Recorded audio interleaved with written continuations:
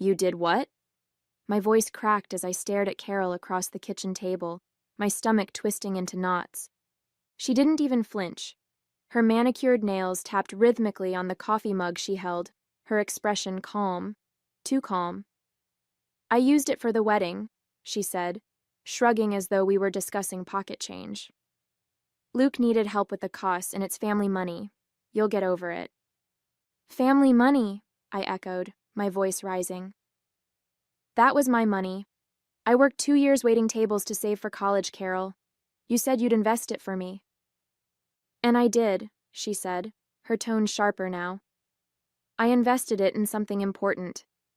Your brother's wedding. Her son. Not my brother. Luke wasn't even pretending to care about the fallout. As far as he was concerned, his dream wedding, with its extravagant venue and flower arrangements that probably cost more than my tuition, was far more valuable than anything I could have planned for myself. My blood boiled, but before I could respond, my father walked into the room, coffee in hand. What's all this yelling about? He asked, his eyes darting between us. Ask Carol, I snapped. She spent my college savings on Luke's wedding. My name is Emma Williams, and I'm 19 years old. For as long as I can remember, my stepmother, Carol, has been the dominant force in our house. My mom passed away when I was 10, and by the time my father remarried, I was desperate for some version of normalcy. But Carol made it clear early on that her priorities were her biological son, Luke, and herself. I became an afterthought, someone to nod at during dinner, but not worth investing in. When I got my first job at 16, I started saving immediately. Every tip, every extra shift, went into my college fund. I wanted to go to a local university and study nursing, a dream my mom had shared for me. Carol always talked a big game about financial responsibility, so when she suggested I let her invest my savings to grow it, I believed her. I thought I could trust her. I was wrong. I don't understand, my dad said, scratching his head as Carol breezed past him, clearly done with the conversation. Why didn't you tell me? I didn't know until now, I said, my voice trembling. She said she'd invest the money for me, but she spent it all on Luke's wedding. He frowned, but I could see the conflict in his eyes. He hated confrontation, and Carol knew it. I'm sure there's been some misunderstanding, he said weakly. Let me talk to her. A misunderstanding? I said, my voice rising. Dad, she admitted it. She doesn't even think she did anything wrong. My father didn't have an answer. He muttered something about needing to get to work and disappeared upstairs, leaving me alone in the kitchen with the weight of my stepmother's betrayal pressing down on me. She had stolen my future, and my father was too spineless to stand up to her. That night, as I lay in bed staring at the ceiling, my anger turned into resolve. I wasn't going to let her get away with this. That money was mine, and if my father wouldn't fight for me, I'd fight for myself. The next morning, I called a local lawyer whose name I found on a flyer at the library. I need to know if there's anything I can do, I told him, explaining the situation. It's my savings. I worked for it. Can I get it back? Possibly, he said, his voice calm and professional. If you can prove the money was yours and that she used it without your consent, you have a case. But it won't be easy. Are you prepared to go to court? I hesitated. Taking my stepmother to court felt drastic, but what choice did I have? Carol wasn't going to admit she was wrong, and my father clearly wasn't going to intervene. Yes, I said firmly, I'm prepared. When I told my father about the lawsuit, he was horrified. Emma, do you really want to do this? He asked, pacing the living room. It's just going to cause more tension in the family. She already caused tension, I shot back. Dad, she stole from me. This isn't about family, it's about what's right. His shoulders slumped, and for a moment I thought he might side with me. But then Carol walked in, her face a mask of irritation. So, what's the plan, Emma? She sneered. You're going to drag your family through the mud over a few $1,000s? Real mature? It's not just a few $1,000s, I said, my voice shaking but steady. It's my future. And I won't let you take that from me. Her lips curled into a smirk. Do what you have to do, sweetheart. You won't win. That was the moment I knew there was no turning back. Carol thought she could intimidate me into backing down, but she underestimated just how far I was willing to go. With the lawyer's help, I filed the lawsuit and started gathering evidence, bank statements, pay stubs, anything that proved the money was mine. It wasn't just about the $8,000 anymore. It was about standing up for myself, about refusing to let someone else dictate my worth. Carol had stolen more than my savings. She'd stolen my trust. And I was determined to get it back. Filing the lawsuit against Carol felt like stepping into uncharted territory. I wasn't just taking on my stepmother. I was taking on the fragile balance of my family. My father avoided me more than ever, retreating to his workshop whenever I was home. Carol, on the other hand, went out of her way to antagonize me. She'd leave passive-aggressive notes on the fridge like, maybe save up again, third time's the charm, or make snide comments when we crossed paths. But no matter how hard she pushed, I refused to budge. The court date was set for 3 months later, giving me just enough time to prepare my case. My lawyer, Mr. Peterson, was a patient man in his late 40s who specialized in small claims disputes. We'll need more than just your word, he said during one of our meetings. The key is proving that the money was yours, and that Carol used it without your consent. Do you have any records of your savings or a written agreement about the investment? I have bank statements showing deposits from my job, I said, pulling a folder from my bag. And I wrote her a note when I gave her the money, asking her to invest it. It's not a formal agreement, but it's something. He nodded, flipping through the documents. It's a good start. I'll subpoena her financial records. If she spent the money on the wedding, it should show up in her accounts. The weeks leading up to the trial were tense. My father barely spoke to me, and when he did, it was always to question my decision. Emma, he said one evening, standing awkwardly in the doorway of my room, do you really want to go through with this? Carol's furious, and you know how she is when she's angry. She's furious because she got caught, I replied, not looking up from my laptop. And yes, Dad, I'm going through with it. She stole from me. He sighed heavily, running a hand through his thinning hair. I don't want this to tear the family apart. I looked at him then, anger bubbling to the surface. She already tore it apart when she decided I didn't matter, Dad. This isn't my fault, it's hers. He didn't have an answer for that, and he left without another word. Despite the tension at home, I found solace in my friends. They rallied around me, helping me stay focused when doubt crept in. You're doing the right thing, my best friend Lily said during one of our late-night coffee runs. She had no right to take your money, and she deserves to face the consequences. But what if I lose? I asked, voicing the fear that had been gnawing at me since the beginning. What if the court sides with her? You won't lose, Lily said firmly. You've worked too hard for this, and even if it doesn't go your way, you're standing up for yourself. That's what matters. Her words gave me strength on the days when the weight of it all felt unbearable. The lawsuit wasn't just about the $8,000 anymore. It was about reclaiming my voice and proving that I wouldn't be silenced or overlooked. As the court date approached, my lawyer uncovered a surprising lead. Among the financial records he subpoenaed, there were inconsistencies in Carol's spending. Large withdrawals had been made from a joint account she shared with my father, but the money hadn't just gone to Luke's wedding.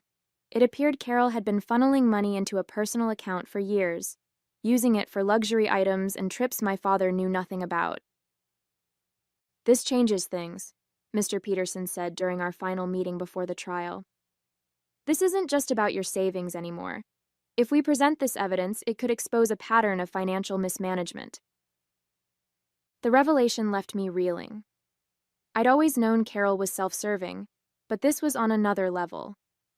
I debated whether to include the new evidence in the trial. On one hand, it strengthened my case. On the other, it would likely devastate my father. I don't know if I can do this to him, I admitted to Lily the night before the hearing. It's going to break him. Emma, he deserves to know the truth, Lily said gently. He's been living in her shadow for too long.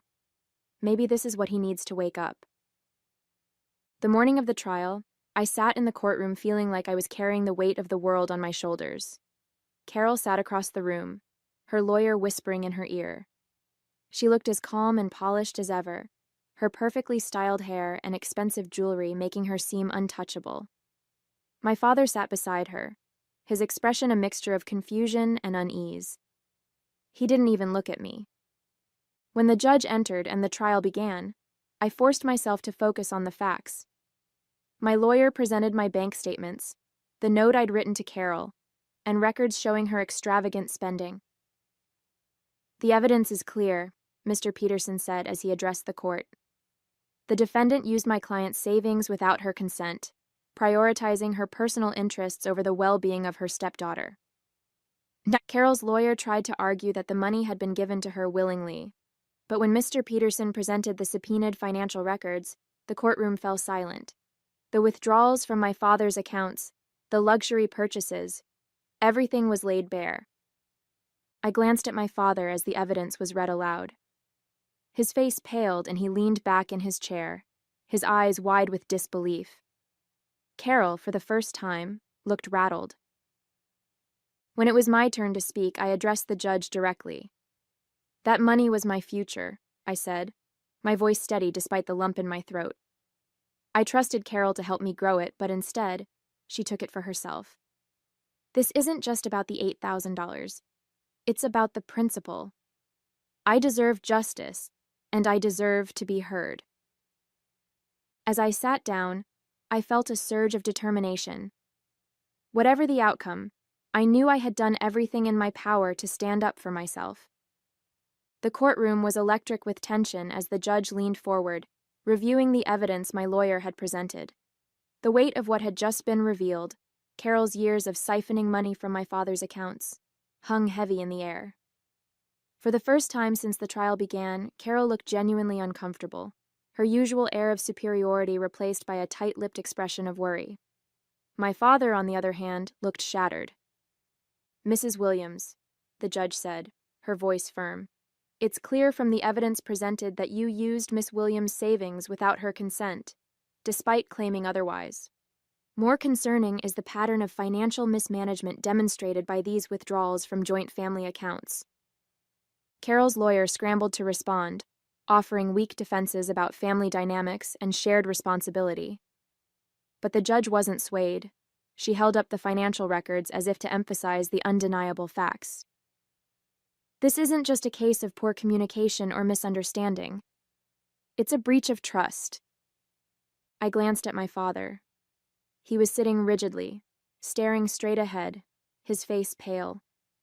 I could see the betrayal sinking in, each new revelation cutting deeper than the last.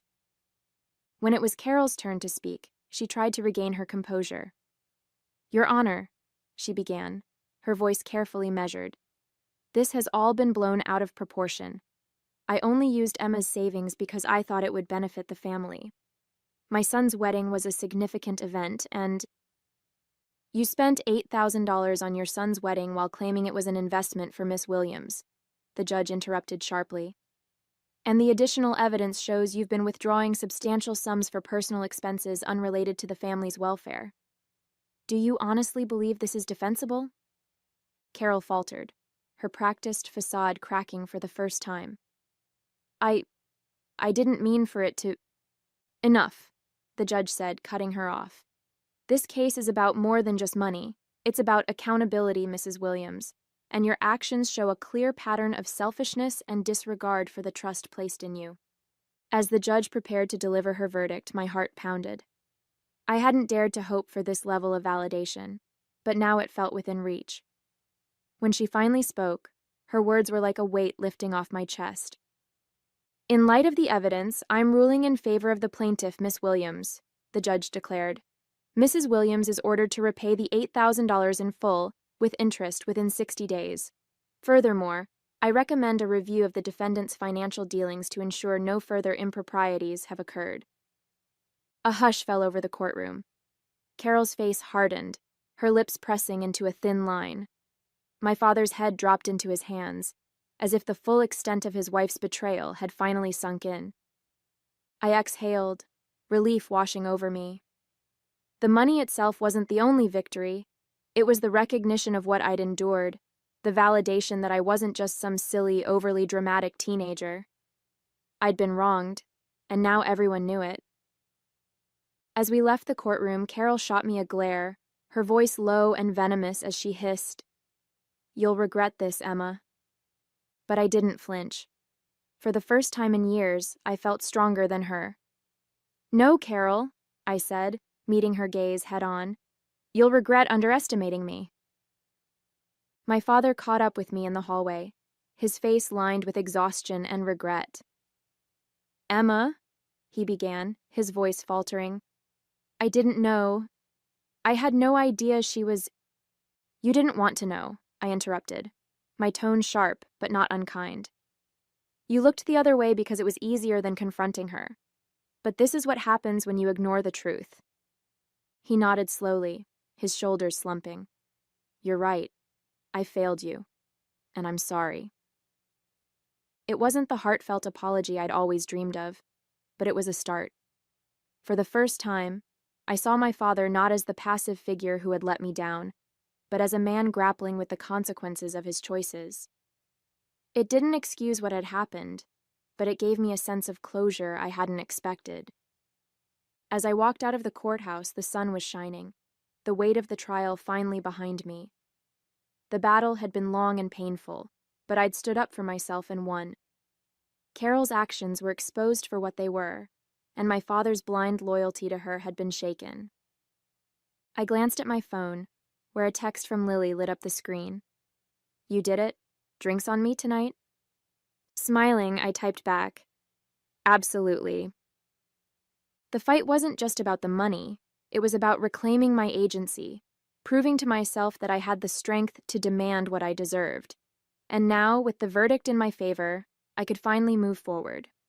The days after the trial felt surreal. The $8,000 was officially mine again, though Carol's begrudging compliance with the court order made it clear this wasn't over for her. She returned home in icy silence, avoiding both my father and me at every opportunity. It was strange to see her so subdued, her usual dominance replaced by a simmering resentment. But for once, she wasn't calling the shots, and that was enough for me. My father, on the other hand, seemed lost. I caught him in the living room one evening, staring blankly at a pile of Carol's financial records that had come to light during the trial. "She lied to me," he said softly, almost to himself. "All these years, and I didn't see it." I sat down across from him, unsure what to say. "You trusted her," I said finally. "That's not a crime, Dad. But ignoring what she was doing, that hurt me." He looked up at me then, his eyes heavy with regret. "I should have stood up for you," he admitted. "I should have listened." For a moment I wanted to lash out, to tell him exactly how much his silence had cost me, but instead, I just nodded. "You still can," I said, "by making sure nothing like this happens again." Carol moved out a week later, taking her smirking sense of entitlement with her. She left a curt note on the kitchen counter. "I'll let you know where to send the rest of my things." My father didn't say much about her departure, but there was a new stillness in the house that I found comforting. For the first time in years, I didn't feel like I had to walk on eggshells in my own home.